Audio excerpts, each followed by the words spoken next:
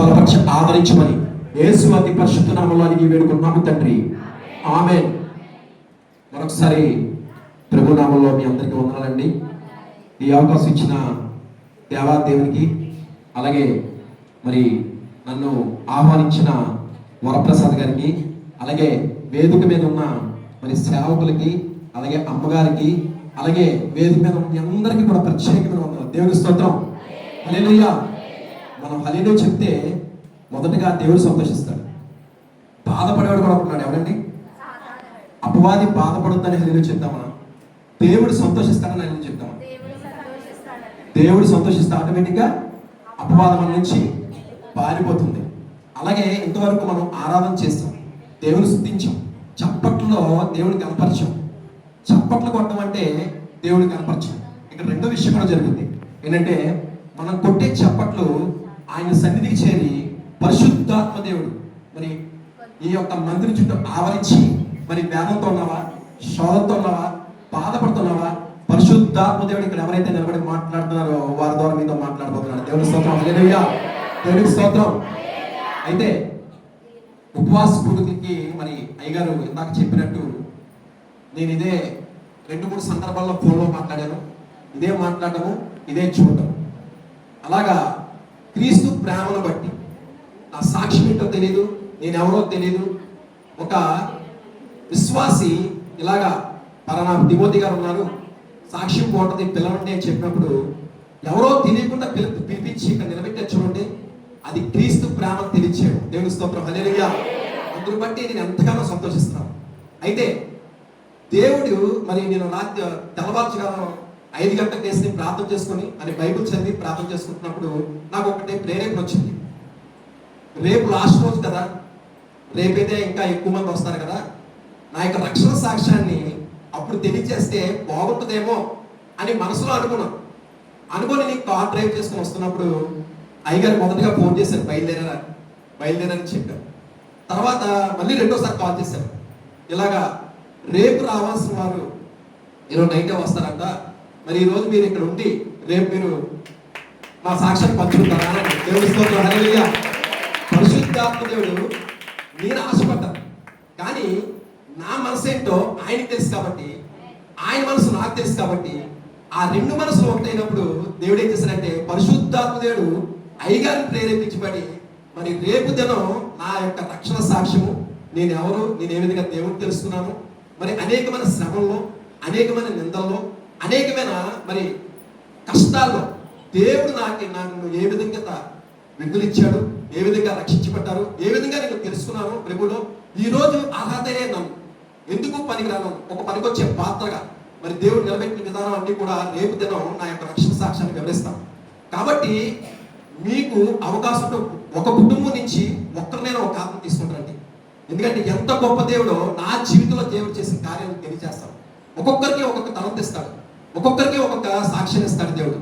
ఆ సాక్ష్యంలో మరి నా జీవితంలో అనేకమైన తినడానికి లేని స్థితిలో వచ్చి మరి దేవుడు ఒక ఉన్నత ఇచ్చాడు. మరి కృతజ్ఞతగా ఆయన ఏమి చెయ్యాలి అనుకున్నప్పుడు, మరి ఎక్కడో లోకంలో ఉన్నప్పుడు ఎక్కడో వెనకాల ఉండేవాడిని. ఎప్పుడైతే నా దేవుడి కోసం బ్రతకాలి, నా దేవుడి కోసం దీవించాలి, నా దేవుడి కోసం నడవాలని అనుకున్నప్పుడు మరి ఎందుకు పనికిర నన్ను మరి ఎక్కడో లోకంలో ఉన్నప్పుడు వెనకాల ఉండేవాడిని. ఇప్పుడు అర్హతనే నేను మీ ముందు నేను నిలబడి మాట్లాడుతుంటే అది దేవుడికి నేను ఇస్తున్న మొదటి స్థానం బట్టి. దేవుడి స్తోత్రం. హల్లెలూయా. దేవుడి స్తోత్రం. అందరూ బాగున్నారమ్మా?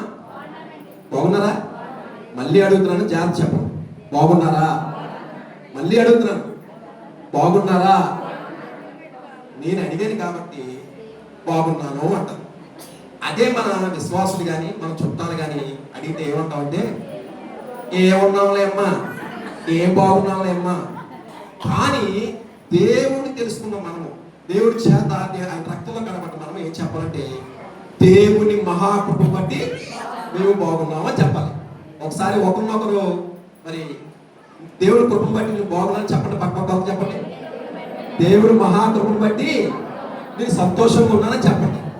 అప్పుడు నీ కష్టంలో ఉన్నా, నష్టంలో ఉన్నా, వ్యాధిలో అయినా, దుఃఖంలోనైనా, ఎందులైనా సరే నేను దేవుని మహాకృపను బట్టి నేను బాగున్నాను అనుకున్నప్పుడు దేవుని దాన్ని ఆమేన్ అంటారు. కాబట్టి అలాంటి విషయాల్లో మీరు మరి అటు రీతిగా ఉండాలని మనస్ఫూర్తిగా కోరుకున్నాను. దేవుని స్తోత్రం, హల్లెలూయా. నిజంగా ఉదయం సమయంలో ఎవరు రారేమో అనుకున్నానండి, కానీ ఎంతమందిగా చూసినప్పుడు నేను చాలా సంతోషించాను. ఇది అయ్యగారు నడిపిస్తున్న విధానమే అవ్వచ్చు, క్రీస్తు ప్రేమ అవ్వచ్చు, దేవుడు మీలో పెట్టిన భారమే అవ్వచ్చు. కాబట్టి అందరి బట్టి అర్హత లేదు నన్ను ఈ రోజు నన్ను నిలబెట్టుకున్నందుకు. మరి నేను కొన్ని రోజులుగా ప్రార్థన చేశాను. అయ్యగారు చెప్పిన కానించి నాకు దేవుడు ఇచ్చిన ఆలోచన ప్రకారం ఒక 3 విషయాలు నేను తెలియచేయడానికి నేను ముందుకు వచ్చాను. దేవుని స్తోత్రం, హల్లెలూయా. ఈరోజు ఉపవాసం. ఈరోజు ఇది 3వ రోజు, రేపు 4వ రోజు, చివరి రోజు. అసలు ఉపవాసం దేనికి ఉండాలి? అసలు ఉపవాసం అంటే అంటే ఆకలితో కడుపు మార్చుకోవడమా ఉపవాసం అంటే? కాదండి, దేవుడి సన్నిధిలో గడపడం. అలాగే ఆహారాన్ని తినకపోవడమా? కాదండి, అహంకారాన్ని విడిచిపెట్టాలి. అలాగే మన శరీరాన్ని దుఃఖపరచుకోవడమా? కాదండి, మన ఆత్మలో బలపడటం. అలాగా బలపరిచినప్పుడు దేవునికి ఇష్టలుగా మనం మారుతాం. కాబట్టి ఈరోజు ఎంతమంది ఉపవాసం ఉన్నారో నాకు తెలియదు, కానీ నేను గత 3 రోజుల నుంచి ఒక్క మంచినీళ్ళు తప్ప ఆహారం కానీ ఫ్రూట్స్ కానీ ఏమీ తీసుకోకుండా 3 రోజుల నుంచి కూడా మరి ఓన్లీ మంచిని మాత్రం తీసుకొని ఈరోజు మీ ముందు నిలబడ్డా. దేవుని స్తోత్రం, హల్లెలూయా. రాత్రి నేను ఇక్కడికి వస్తానని అనుకోలేదండి. రాత్రి ఒక సువార్త మీటింగ్లో నాకు పరిచయం అంటే చాలా ఇష్టం. ఎంత ఇష్టం అంటే పరిచయం అంటే దేవుడంతటోనే ఈ లోకానికి వచ్చి శిష్యుల కాళ్ళు ఆయన పరిచయం చేశారు. అలాగా నాకు పరిచయం అంటే చాలా ఇష్టం. దేవుడి ఇచ్చిన స్థితిని బట్టి ఏసీ రూము, ఏసీ కార్ని ఏ పని చేయగలను. అలాగే నేను సువార్త మీటింగ్ ఒక మీటింగ్ వెళ్ళినప్పుడు నేను సువార్త కోసం ఒక వ్యాన్ కొన్నాను. ఆ వ్యాన్నే స్టేజ్లో చేయించాను అన్నమాట. దాని పని నిమిత్తం నేను పనిచేస్తున్నప్పుడు ఈ పైన టాప్ తీస్తున్నప్పుడు పైనుంచి కింద జారిపోయింది. ఆ టాప్ బరువు అంటే కరెక్ట్గా వీళ్ళు జాకీ సరిగ్గా పెట్టలేదు. పెట్టకపోయేసరికి నేను జారిపోయింది. అయితే దేవుడు ఎంత గొప్ప కార్యం చేశాడంటే కిందలో ఉన్న వ్యక్తి ఇలా పట్టుకున్నాడు.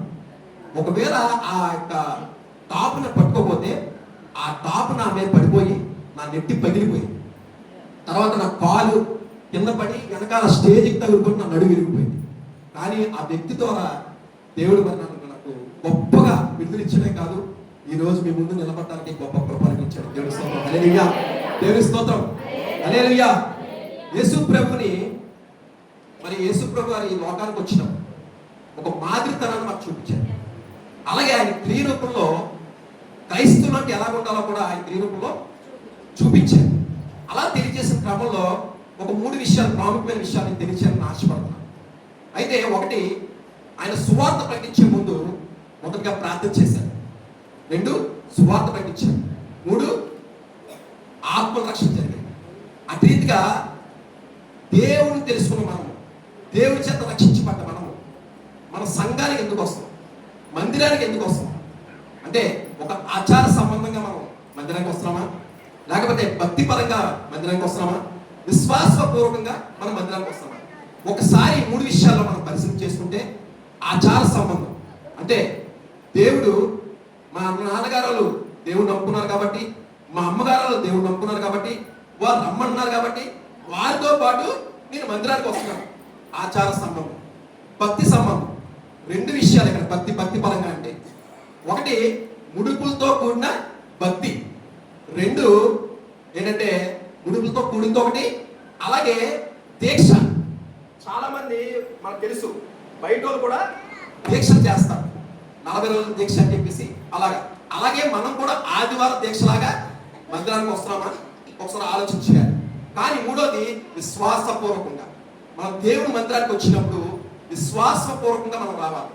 ఏంటంటే యేసుక్రీస్తు లోకానికి వచ్చారు, ఆయన చనిపోయారు, తిరిగి లేచారు, తిరిగి రాబోతున్నాడు, మళ్ళీ మనందరినీ కూడా తీసుకొని వెళ్తారు అని చెప్పేసి మనం విశ్వసించి ఈ యొక్క మందిరానికి రావాలి. అంతేగాని మా నాన్నగారు నమ్ముకున్నారని, మా తాతయ్య నమ్ముకున్నారని, మా అమ్మమ్మ నమ్ముకుందని, మా నాన్నగారు అందరూ కూడా మరి చర్చికి వెళ్తున్నారు కాబట్టి నేను కూడా చర్చికి వస్తున్నానని, అలాంటి ఆచార సంబంధమైన భక్తి దేవుడికి అక్కర్లేదు.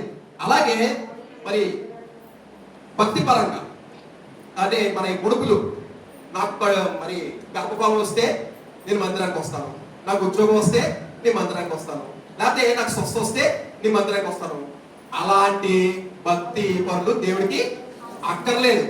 అలాగే మరి 2వదిగా ఏంటంటే మనం ఏదైతే ఆదివారం పూట మాత్రమే మనం 40 రోజులు వాళ్ళు దీక్ష చేసిన తర్వాత అదేమవుతారు మామూలే. అలాగే మనం ఆదివారం ఒక్కరోజు వచ్చి పరిశుద్ధులుగా జీవించి మిగిలిన 6 రోజులు లోకంతో కలిసిపోయి లోకంతో నడిచి లోకంతో బ్రతికితే అలాంటి భక్తి దేవుడికి అక్కర్లేదు. కాబట్టి మూడోదిగా మనం ఏ విధంగా రావాలంటే విశ్వాసపూర్వకంగా మనం దేవుడి మందిరానికి రావాలి. విశ్వాసపూర్వకం ఏంటి? విశ్వాసం ఎలా ఉండాలి? ఒక విశ్వాసి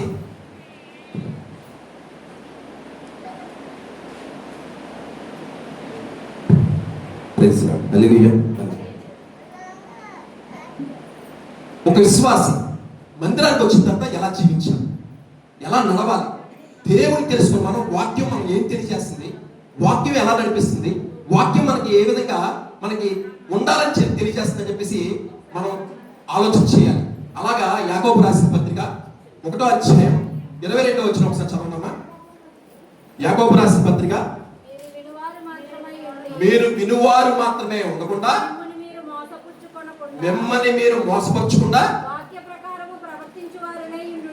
వాక్యం ప్రకారము ప్రవర్తించువారే. ఎవడైనాను వాక్యము వినువాడే ఉండి అయితే చాలమ్మా. మనం మందిరానికి వచ్చిన వాళ్ళము వాక్యానుసారంగా జీవించి వాక్యానుసారంగా నడవాలి. ఒకవేళ బయట వారు కానీ మన సంఘం వారు కానీ మనం విమర్శిస్తున్నప్పుడు మనం ఏం చేయాలంటే వాక్యం మనలో ఉంటే వాళ్ళని ప్రేమించేలాగా చేస్తుంది. అదే అలాగే క్రీస్తు ప్రేమ క్రీస్తు మాదితనాన్ని మనం చూపించడం అవుతాం. అలాగా వాక్యానుసారంగా జీవించి వాక్యానుసారంగా మనం నడవాలి. అలాగా మరి మందిరానికి వచ్చిన వాళ్ళు మొదటగా దేవుడు ఏం చేశారండి? ఈ లోకానికి వచ్చిన తర్వాత మనకు ఒక మాదిరితనాన్ని చూపించారు. అనేకమైన విషయాల్లో ఆయన సువార్త ప్రకటించే ముందు ఆయన ఉపవాసం ఉండి ప్రార్థన చేశారు. అలాగా ప్రార్థన చేస్తాం. ఎవరి కోసం ప్రార్థన చేస్తాం? మన మందిరానికి వచ్చిన వాళ్ళు ఏం చేస్తామంటే ఈరోజు చాలా మంది విశ్వాసులు క్రైస్తవులు ఎలా ఉన్నారంటే నా కుటుంబం బాగుంటే చాలు, నా కుటుంబం దీవించబడితే చాలు, నా కుటుంబం నడిస్తే చాలు, నా కుటుంబం ఆశపడుతుందా లేదా చూసుకుంటారు. కానీ ఎదుటి వ్యక్తి కానీ పక్కవారు కానీ ఇంకోరు కానీ వారి మంచి కోసం మనం ప్రార్థన చేసే వాళ్ళగా మనం లేవు. కానీ మరి దేవుడు ఏం చేస్తున్నాడు?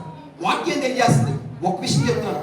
క్రైస్తత్వం అంటే బ్రతకడానికి కాదు. క్రైస్తత్వం బ్రతికించి నిత్య జీవనం అనేక మంది వారసులు చేసేదే క్రైస్తత్వం. కాబట్టి మనం అనేక మంది కోసం భారం కలిగి ప్రార్థన చేయాలి. అలా ప్రార్థన చేసే వాళ్ళ ఉన్నప్పుడు దేవుడు సంతోషిస్తాడండి. అలాగా 1 తిమోతి రాసిన పత్రిక మరి 2వ అధ్యాయం 1-2 వచనాలు చదువుకున్నట్టయితే 1 తిమోతి రాసిన పత్రిక, మన సంపూర్ణ భక్తియు మాన్యత్వం కలిగి నెమ్మదిగాను సుఖముగాను బ్రతుకు నిమిత్తము ఇది అండర్లైన్ చేయండి. అన్నిటికంటే ముఖ్యముగా మనుషులందరి కొరకును, రాజుల కొరకును, అధికారులందరి కొరకును చాలా విజ్ఞాపన ప్రార్థన చేయాలంట. ఎవరెవరి కోసం చేయాలి? మనుషులు అందరి కోసమును, రాజుల కొరకును, అధికారులందరి కొరకును. అంటే మనం మాన్యత్వం కలిగి మన నెమ్మది కోసము, మనం సుఖంగా ఉండడం కోసం అన్నిటికంటే ముఖ్యంగా అంటే నీకన్నా ముఖ్యమైనది ఏంటంటే దేవుడు చెప్తుంది మనుషులందరి కోసం ప్రార్థన చేయాలన్నారు. మీరు దేవుడు మరి 3వ అధ్యాయం యోహాను సువార్త 3వ అధ్యాయం 16వ వచనంలో మాట రాస్తుంది. దేవుడు లోకమును ఎంతో ప్రేమించెను. అంటే ఒక వరప్రసాదంగా వచ్చే సంఘాన్ని ప్రేమిస్తున్నాడా దేవుడు? లేకపోతే వేరే సంఘానికి వెళ్ళే విశ్వాసాన్ని ప్రేమిస్తున్నాడా? నన్ను ఒక్కనే ప్రేమిస్తున్నాడా? ఎవరు ప్రేమిస్తున్నాడు దేవుడు? దేవుడు లోకమును, లోకంలో ఉన్న ప్రతి ఒక్కరిని దేవుడు ప్రేమిస్తున్నాడు. అలాగే దేవుని చేత మన రక్తం చేత మనం కడగబడ్డ మనము ఆయన ప్రేమ మనం అనేక మందికి బాధ్యతను చూపిస్తూ వారందరి కోసం మనం ప్రార్థించాలి. మనుషులందరి కోసం ప్రార్థించాలి. మనుషులంటే మొదటగా మరి ఎవరైతే పిండము రూపింపబడక ముందే మనం ఏమై ఉన్నామో ఆయనకి ఎరుగును అని చెప్పేసి దేవుడి వాక్య లేఖనం తెలియజేస్తుంది.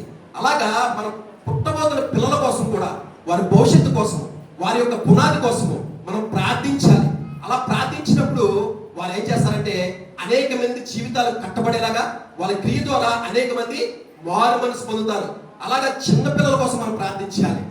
మనం స్కూల్కి పిల్లలకి వెళ్తున్నప్పుడు మరి మనం ప్రార్థన చేస్తాం. ఎలాగంటే ప్రభువా నా బిడ్డ జ్ఞానం, ప్రభువా నా బిడ్డ బాగా చదువుకోవాలి, మంచి మార్కులు రావాలి, బాగా చదువుకొని మంచి ఉద్యోగం చేయాలని చెప్పేసి ప్రార్థన చేస్తాం. అలా కాకుండా ఈ రోజు నుంచి మొదటగా నీ పిల్లవాడి జ్ఞానం కన్నా ఇంకా బాగా చదవాలని చాలా మంది ఉన్నారు. వారి కోసం మనం ఏం చేయాలంటే ప్రభువా వారి కోసం ప్రార్థించాలి. ఏంటంటే ప్రభా నా పిల్లడు కన్నా బాగా చదవలే ఉన్నారు ప్రభా, వారి కోసం ప్రార్థన చేయాలి. మరి వారి జ్ఞానమే ప్రభా అంటే దేవుడు ఏమనుకుంటాడంటే ఇదేంటి వాడి అవసరం కోసం కాకుండా వాడెవరి కోసమో ప్రార్థన చేస్తాను కాబట్టి ముందు నా కుమారుడికి నా కుమార్తెకి కార్యం చేసి అప్పుడు వారికి కార్యం చేయాలనుకుంటాడంటే దేవుడు. అలాగా మనం ఎదుటి వ్యక్తి క్షేమం కోసం ప్రార్థన చేయాలి. అలా ప్రార్థించినప్పుడు నీ పిల్లలతో పాటు వారు కట్టబడతారు. దేవుడు రాజ్యం కట్టబడటం అంటే నువ్వు ఒక్కడే సంఘంలో కూర్చోవడం కాదు, నీతో పాటు అనేక మందిని తీసుకొని రావాలి. అలా తీసుకొచ్చినే కాదు, నీ క్రియ రూపంలో వారి కోసం ఏంటంటే భారం కలిగి ప్రార్థించాలి. అంతేగాని ప్రార్థన చేయమని ఎవరైనా విశ్వాసం వచ్చి మీకు చెప్పారనుకోండి, మనం ప్రార్థించేయడం మానేసి వారి యొక్క బలయంగా 2-3 సార్లు ప్రార్థన చేస్తాం.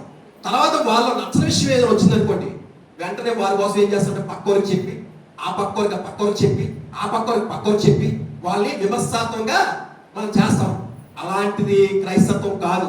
క్రైస్తత్వం అంటే వారి క్షేమం కోసం కూడా మనం ప్రార్థించాలి. అలా ప్రార్థించాలన్నాడు దేవుడు సంతోషిస్తాడు. అలాగే యవనస్తులు, మరి ముఖ్యంగా యవనస్తుల కోసం మనం బాగా బాగా ప్రార్థించాలి. ఎందుకంటే దీని యొక్క వాక్యం తెలియజేస్తుంది, యవ్వన కాలంలో నీ కాడి పోయిట నరునికి ఎంతో మేలు. అంటే యవ్వన కాలంలో కాడి అంటే ఏంటంటే చాలా మంది చిన్నతనంలో, మరి ఇప్పుడు ఉన్న వాళ్ళకి తెలియదేమో కానీ జనరేషన్లో, నా చిన్నతనంలో అయితే మంచినీళ్ళ కోసము కాడి తెచ్చుకొని మరి నీళ్ళు పోసుకొని వచ్చావు. పల్లెటూరు లాట్లో బాగా జరిగేది. ఎలాగా కాడి మరి ఇటుపక్క బరువు ఉండి ఇటుపక్క తేలికుంటే అది ప్రయాణం కట్టకు సాగుద్దా? సాగదు. మరి రెండు సమానంగా ఉన్నప్పుడే ఆ యొక్క కాడి పట్టుకొని ఖచ్చితంగా వారి గమ్యానికి చేరుస్తారు. అలాగే యవ్వన కాలంలో కాడి అంటే ప్రార్థన అనే కాడి, అలాగే వాక్యం అనేది, ఈ రెండు సమానంగా ఉన్నప్పుడు మనం ప్రార్థించే వాళ్ళగా ఉండాలి, వాక్యం నేర్చుకునేలాగా లేకపోతే వాక్యం వినేవాళ్ళగా దాన్ని మార్చుకునేలా కూడా మనం ఉండాలి.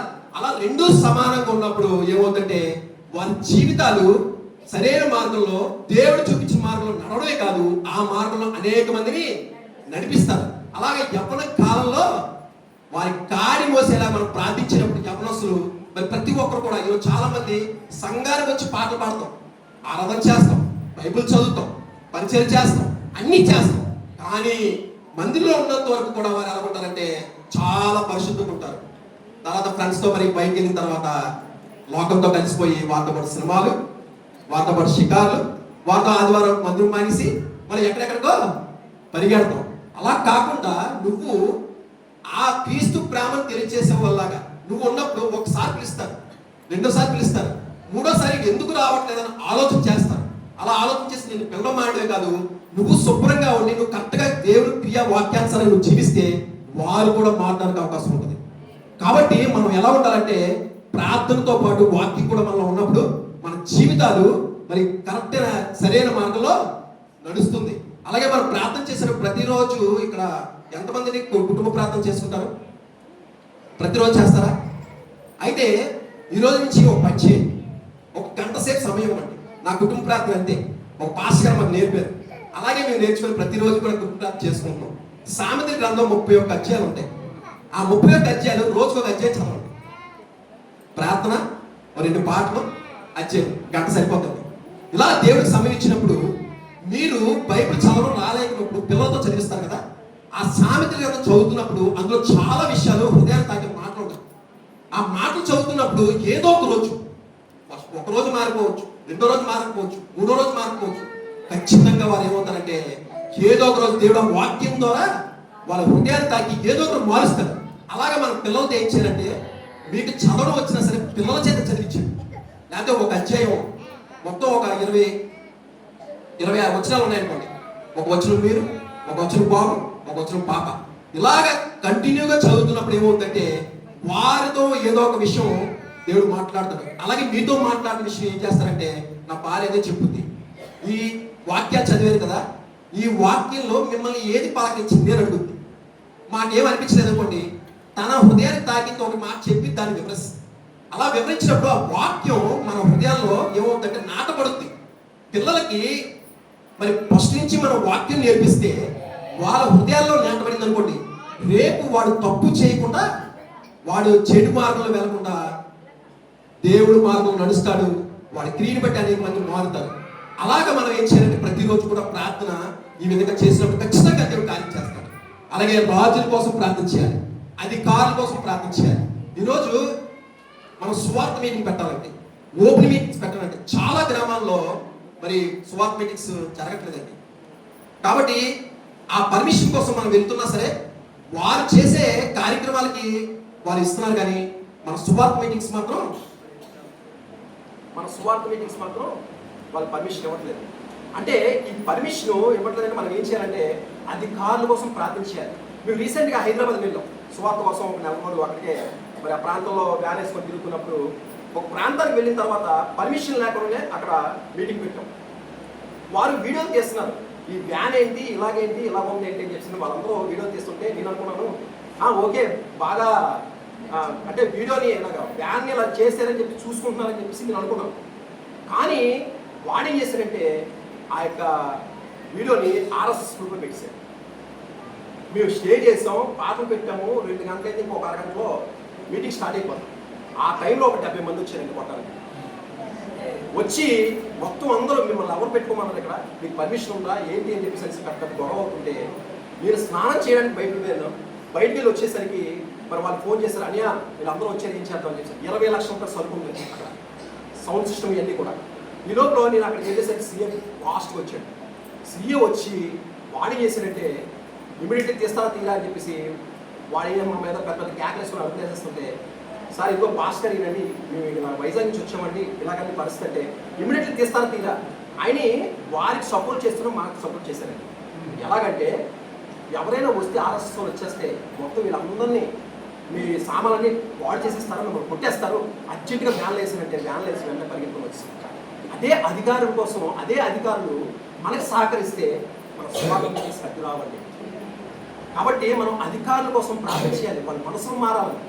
ఎందుకంటే ఈరోజు చాలా మంది సువార్త అందక, దేవుడికి ప్రేమ తెలియక అనేక మంది నశించిపోతున్నారు. అందరి కోసం మనం ప్రార్థించేసే వాళ్ళం ఉన్నారు. వాళ్ళందరూ మన అధికారులు మనసు మారాలని, ఇగో ఈ యొక్క సువార్త మీటింగ్స్కి ఎటువంటి ఆటంకం రాకూడదని. ఈరోజు మందిరం కాబట్టి మనల్ని ఎవరు ఏమంటారండి, ఇదే మీటింగ్ బయట పెట్టండి, ఇదే మీటింగ్ పెడితే ఎన్ని పర్మిషన్లు ఉండాలి, ఎన్ని రూల్స్, వాళ్ళకి ఏమీ ఉండవు రూల్స్. మనకు మాత్రం మైక్ శబ్దం ఎక్కువ రాకూడదు, వారు మైకుల్లో ఏమో ఏవేరే చెప్పచ్చు, మీరు ఇంత కానుక ఇచ్చారని చెప్పచ్చు, వారు ఇంత ఇచ్చారని చెప్పచ్చు. మనం దర్శనం కోసం మాడితే దాన్ని ఒక పెద్ద రీల్ చేసి, ఇదిగో ఈ పాస్టర్లు ఏమో దశభాగం కోసం చెప్తున్నారు, మరి మీరు ప్రకటిస్తుంది ఏంటి అంటే సత్యానికి ఒక రూలు, అసత్యానికి ఒక రూలా? అంటే మీకు ఒక రూలు, మాకు ఒక రూలా? అందరూ ఒకటే అని చెప్పి దేవుడు వాక్యం తెలియజేస్తుంది. వారు ఏం చేస్తారంటే వేరువేరుగా చేసి, ఈరోజు ఎందుకంటే తెలుసా, మనలో ప్రార్థన శక్తి లేకపోతే. కాబట్టి అలా ప్రార్థించే వాళ్ళని మనం ఉన్నప్పుడు ఖచ్చితంగా ప్రతి అధికారి కూడా వాడు మారు మనసు పొందుతాడు. విషయం ఏంటంటే ఆ రైటర్ ఎవరైతే వచ్చారో ఆ రైటర్ ఆయన కూడా దేవుడు అనుకున్నాడు. అందుకే ఎటువంటి ప్రాబ్లం లేక నన్ను పంపిస్తారు. మన ఆశ ఏమేమి ఉండాలంటే ప్రతి ఒక్కరూ మరి దేవుడి రాజ్యంలో కట్టబడాలని ఆశపడి ఉన్నారు. అలా సంఘానికి వస్తున్నాం, మన కుటుంబం చాలు, మన బ్రతుకుంటే చాలు అని, అది కాదని దేవుడు కోరుకుంటున్నాడు. ప్రతి ఒక్కరి జీవితాన్ని దేవుడు కోరుకుంటున్నాడు. అటు సంఘం ఈరోజు ప్రార్థన చేసేటప్పుడు అనేక మంది వారంగా ప్రార్థన చేయాలి. అలా ప్రార్థించినప్పుడు దేవుడు సంతోషిస్తాడండి.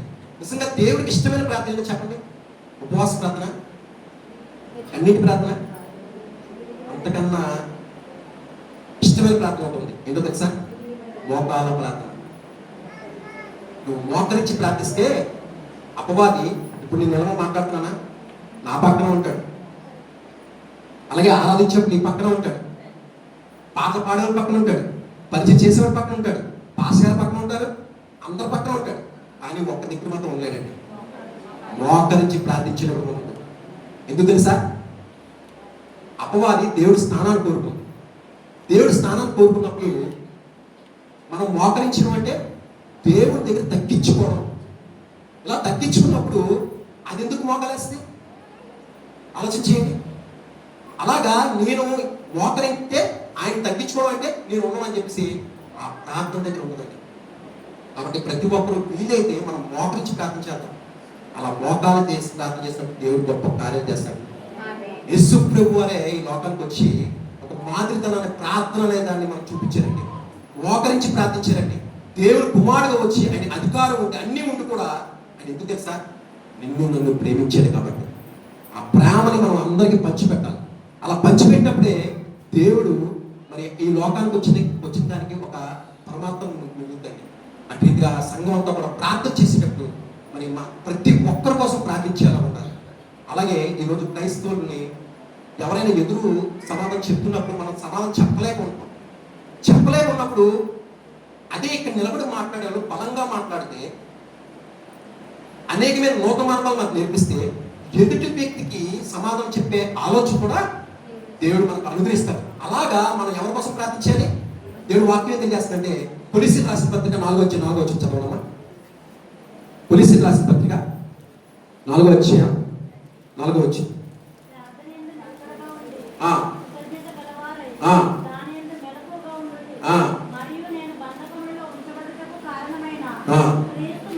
క్రీస్తు మర్మమును గూర్చి నేను బోధింపవలసిన విధముగా ఆ మర్మమును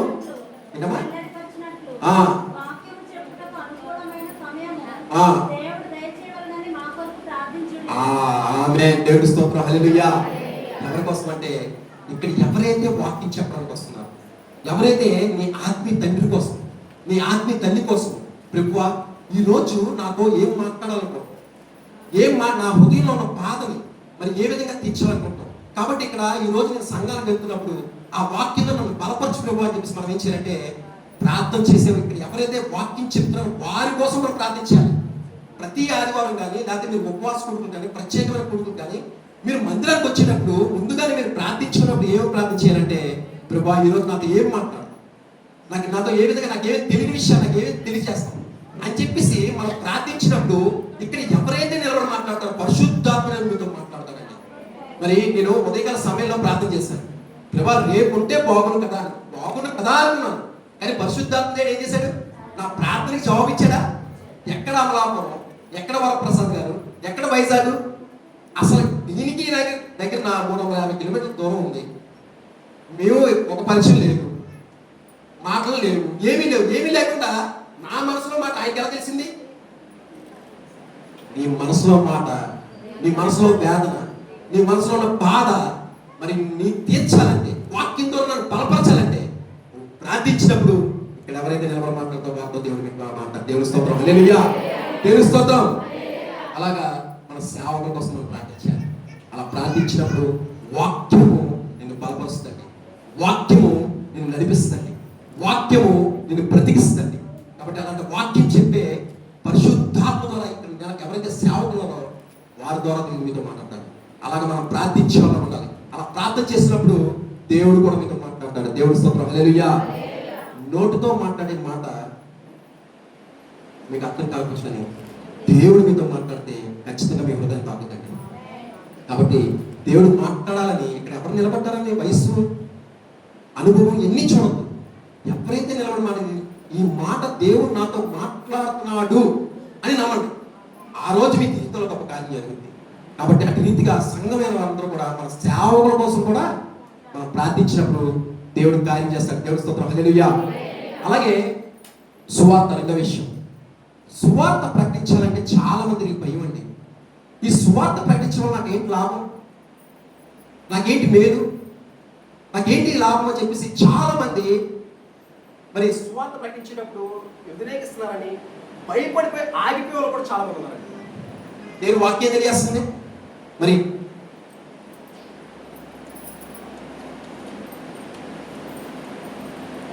మత్తయి సువార్త 10వ అధ్యాయం 38-39 ఒకసారి చదవండి. మత్తయి సువార్త తన సిలువను ఎత్తుకొని వెంబడింపని వాడు నాకు పాత్రుడు కాడు, తన ప్రాణము దక్కించుకున్నవాడు దాన్ని పోగొట్టుకొనును, కానీ నా నిమిత్తము తన ప్రాణము పోగొట్టుకున్నవాడు దాన్ని దక్కించుకును. దేవుని స్తోత్రం, హల్లెలూయా. ఈ రోజు ఎవరో ఏదో అంటారు, మనం భయపడితే వాక్యం ఏం చేస్తుంది? ఆయన ప్రాణము దక్కించుకోడంట. ఆయన ఆయన చిత్తం ప్రకారం మనం దేనికైనా రెడీ అయినప్పుడు దేవుడు మన ప్రాణాన్ని కాపాడతాడంట. కాబట్టి ఆయన చిత్తం లేకుండా మన ఒంటి మీద ఒక్క చెయ్యి కూడా పడదండి. కాబట్టి ఏగ కూడా మన మీద బాగదు. అలాగా సువార్త ప్రకటించడానికి మన ఆశ కలిగి ఉండాలి. ఎవరో ఏదో అంటారని, ఎవరో ఏదో చేస్తారని మనం సువార్త ప్రకటించడానికి ఆగిపోకూడదు. సువార్త అంటే ఏంటండి? క్రీస్తు జననము, క్రీస్తు మరణము, క్రీస్తు పునరుద్ధానము, 4వది ఉంది సిద్ధపాటు. అలా మనం సిద్ధపాటు కలిగి ఉన్నామా? ఆలోచించేయండి. నాకేంటి లాభం? సువార్త ప్రకటిస్తే నాకేంటి లాభం? ఇప్పుడు ఒక కంపెనీలో మనం ఉద్యోగం చేస్తున్నాం అనుకోండి. ఉద్యోగం చేసినప్పుడు నీకు జీతం ఎవరిస్తారు? కంపెనీవాడు ఇస్తాడు. మరి మనిషి సృష్టించిన, దేవుడు సృష్టించిన మనిషి నీ కష్టానికి నీ జీతం నీకు ఇస్తున్నప్పుడు దేవుడు పని చేస్తే మన కష్టం ఎందుకు పడుతుంటాడండి? ఆలోచన చేశారా? వాక్యం ఏం చేస్తుందంటే, మరి 1 కొరింథీయులకు రాసిన పత్రిక 9వ అధ్యాయం 17వ వచనం చదవండి ఒకసారి.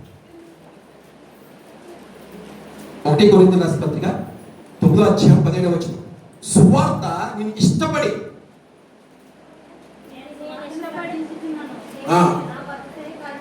లేదు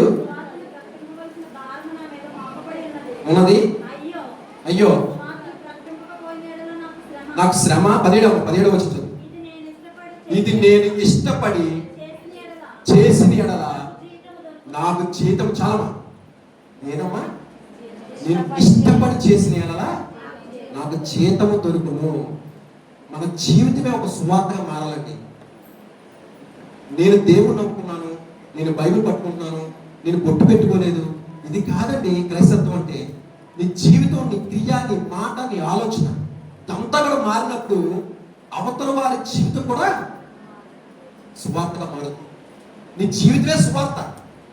కాబట్టి ఆలోచించే సువార్త ప్రకటించడం వల్ల నాకు ఏంటి లాభం అంటే, దేవుడు లేఖనం ఏం చేస్తుందంటే, మరి నువ్వు ఇష్టపూర్వకంగా చేస్తే ఆ జీతం నా దగ్గర దొరుకును అని చెప్పేసి దేవుడు వాక్యం తెలియజేస్తుంది.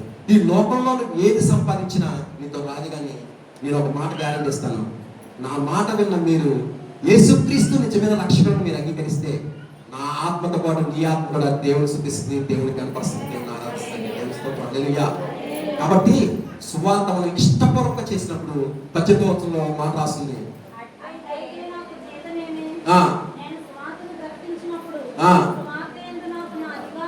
అధికారమును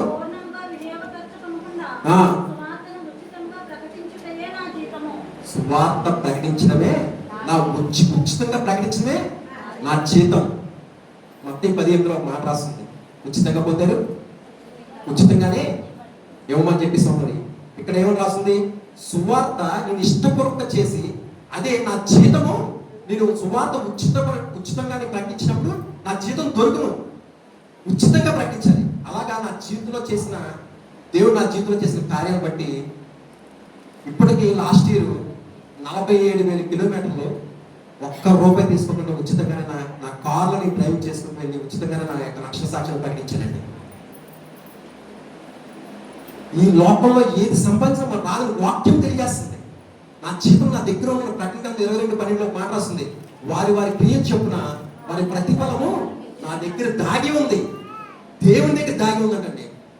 అటు రీతిగా మన సువార్త ప్రకటించడానికి ఏం చేత అంటే మనం బాధపడకూడదు, భయపడకూడదు. దేవుడి కోసం బ్రతికేలాగా సువార్త నీ జీవితమే సువార్తలా మారి వారి జీవితాలు మారేలాగా మన జీవితాలు ఉన్న రోజున దేవుడు గొప్ప కార్యాలు మీ జీవితంలో చేస్తాడు. దేవుడి స్తోత్రం. హల్లెలూయా, హల్లెలూయా.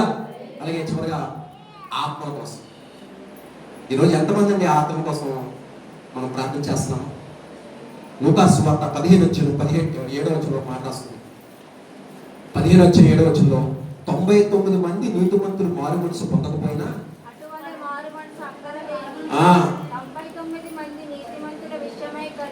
సంతోషం కన్నా మారు మనసు పొందు ఒక పాపి రక్షించబడటం అంటే పరలోకంలో ఎంతో సంతోషం అన్నమాట. 99 నీతిమంతులు అక్కర్లేదంట, ఒక పాపి దేవుడు అడుగుతూ ఒక్కరిని అడుగుతున్నాడు. మరి ఆ ఒక్క ఆత్మ రక్షించబడితే ఆత్మ ఎక్కడికి వస్తుంది? దేవుడి సన్నిధికి వస్తుంది. దేవుడు మందిరానికి వచ్చిన ఆత్మని రక్షించుకోవాలని బాధ్యత ఎవరికి ఉంది? ఒక కాపరికే ఉందా? ఒక పాస్టర్కి ఉందా? ప్రతి విశ్వాసికి ఉందండి. దేవుడు రక్తంలో కడగబడిన ఆ యొక్క ఆత్మ మరి మందిరానికి వచ్చినప్పుడు ఆ ఆత్మను రక్షించుకునే బాధ్యత కూడా మనకు ఉందని దేవుని యొక్క వాక్యం తెలియజేస్తుంది. సహోదరుల ఐక్యత కలిగి ఎంత మేలు, ఎంతో మనోహరం. సహోదరుల ఐక్యత. ఈరోజు మొత్తం 4 పాస్టర్లు వచ్చారండి. అయ్యగారు, నేను చల్లపల్లిలో ఒక సిస్టర్ గారి దగ్గర సాక్ష్యం చెప్పాను. అలాగే యేసుబాబు గారు ఆదరణకర్త, అక్కడ కూడా సాక్ష్యం చెప్పాను. అయితే చాలా మందిని పిలిచారట. వాళ్ళ ఫోన్ చేశారు, బ్రదర్ వస్తున్నారంట కదా. ఇదేంటిది? సహోదరుల ఐక్యత. సహోదరుల ఐక్యత కలుగుతా. ఈరోజు మనం చాలా మంది ఏమనుకుంటారంటే, నాకు ఈరోజు చాలాసార్లు ఈ వాక్యం విన్నప్పుడు నా అనుభవం సమాధానం కలుగుతే సరిపోద్ది అనుకున్నాను. కానీ దేవుడు వాక్యం తెలియజేస్తుందంటే, దేవుని కుటుంబమైన మనం అందరం కూడా ఒకే కుటుంబమైన మనందరం సహోదరులు. మనంతా ఐక్యత కలిగి ఉండి ఈరోజు మనం ఏదైనా సాధించండి. ఈ 5 ఏళ్ళు కలిసినప్పుడే మనం ఏం చేయగలం? ఒక ముద్ద అవుద్ది. ఆ ముద్ద తిన్న వల్ల మనకు బలం వస్తుంది. అలాగా క్రైస్తవులందరూ సహోదరులు కలిగి ఐక్యత కలిగి ఉంటే మనం ఎటువంటి సమస్యలైనా సరే మనం ఎదిరించగలం. అలాగే అన్నగారు వాళ్ళు చూశాను. ఇప్పుడు ఈరోజు ఉపవాసం కూడా పెట్టుకున్నారు. ఎందుకు అందరినీ పిలుచుకోవడం? ఆయన వాక్యం రాదా? ఆయన చెప్పుకోలేరా? ఆలోచించేయండి. ఎందుకంటే ఏదో ఒక మాట ద్వారా మీరు బలపడతారని, ఏదో ఒక మాట ద్వారా మీరు మారుతారని, ఎక్కడో మీరు ఏదో లోటు ఎవరో ఒకరి ద్వారా మీ లోటు తీరుద్దని, మీ క్షేమం కోసం ఎదురు చూసే సేవకులండి. అలాగే మనం కూడా ఐక్యత కలిగి ఉండి ఒక ఆత్మ రక్షించబడి మనం మందిరానికి వచ్చినప్పుడు ఆ ఆత్మను రక్షించుకునే బాధ్యత కూడా ప్రతి ఒక్క విశ్వాసికి ఉంది. వారు కష్టం చెప్పినప్పుడు, వారు ఏదైనా మాట్లాడినప్పుడు, లేకపోతే వారు ఏదో ఇచ్చినప్పుడు వారు హృదయాలు బాధ పెట్టి వారు బయటికి వెళ్ళిపోతే దానికి లెక్కప్ప చెప్పాల్సిన బాధ్యత కూడా మనకు ఉంది. పరిశుద్ధాత్మదేవుడు పేరు పెట్టి పిలిచి అమ్మ మార్చుకోమా అని చెప్పినప్పుడు పాపం ఆ విశ్వాసం ఏమవుతుందంటే, దేవుడు మాట్లాడా, పాస్గారితో మాట్లాడారా అని 2 విషయాల్లో సంకోచం ఉంటారు.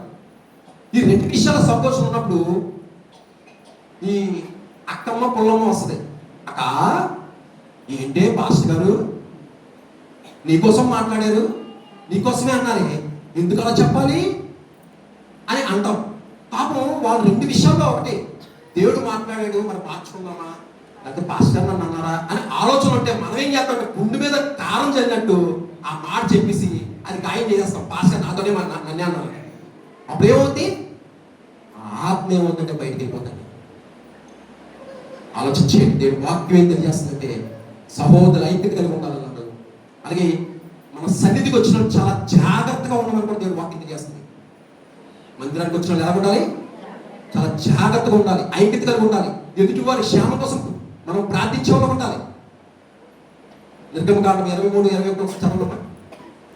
నిర్గమకాండము 23:21 వచ్చింది.